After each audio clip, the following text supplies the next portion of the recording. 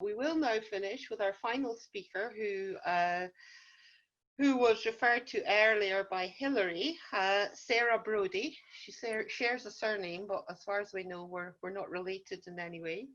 Um, Her husband, what I know is that her husband was in the military. That's how she and Hilary met.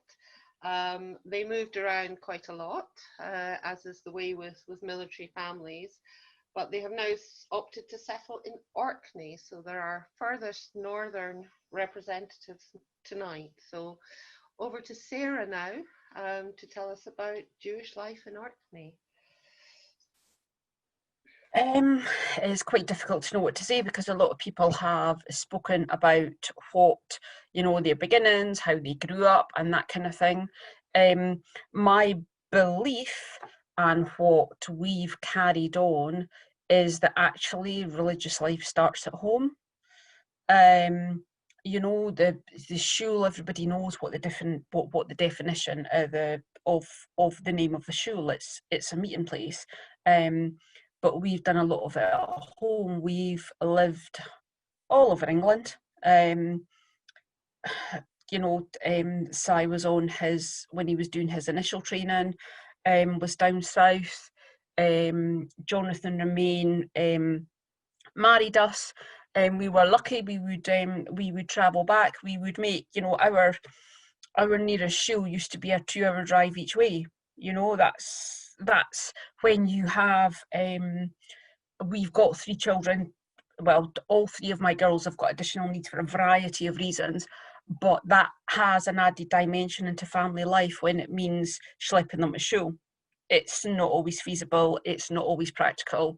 In terms of keeping kosher, I know about all the deliveries and all that kind of thing.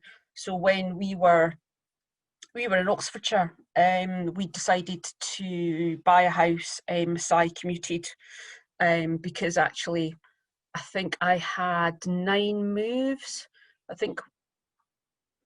I'm trying to remember how many moves, but we'd had a fair number of moves. And actually for the kids it was enough. Moving them from school to school to school. I don't think the kids, when they went to school, I don't think they ever went to a school where they weren't the only Jew. And resettling them all the time is problematic, especially when they are reaching secondary age. So we bought a house, we settled, Si commuted, and that's what, that's how we did it. We were relatively lucky in that shul was only about an hour and a half away, so that wasn't too bad. I did the commute certainly when they were younger for Chayder.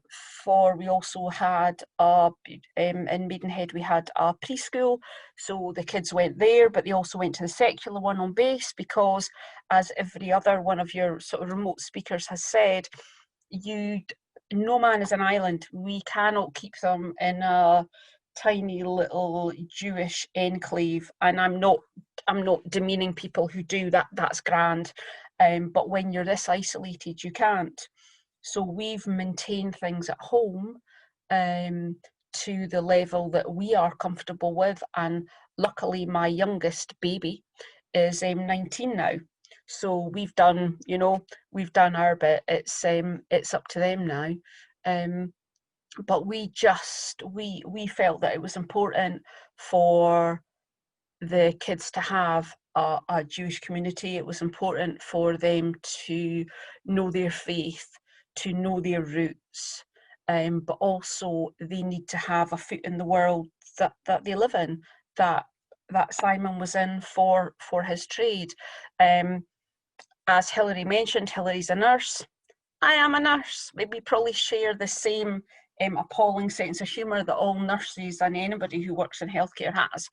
And I have, I was of double value to the schools and nurseries that I went in to talk to. Not only did they have their token Jew, but they also had a nurse on board. So I have done many, many talks to schools, to Anywhere. I've done all sorts of training that the kids have had, as everybody's alluded to, you know, the previous Debbie was talking about, you know, realising that she was different at 7. We've had various incidences over the years of people saying things that were inappropriate, and I always thought that it was really important to educate rather than going really heavy-handed. So I've done, you know, somebody, the first speaker talked about bringing her inside in Scotland, which is a very sensible thing.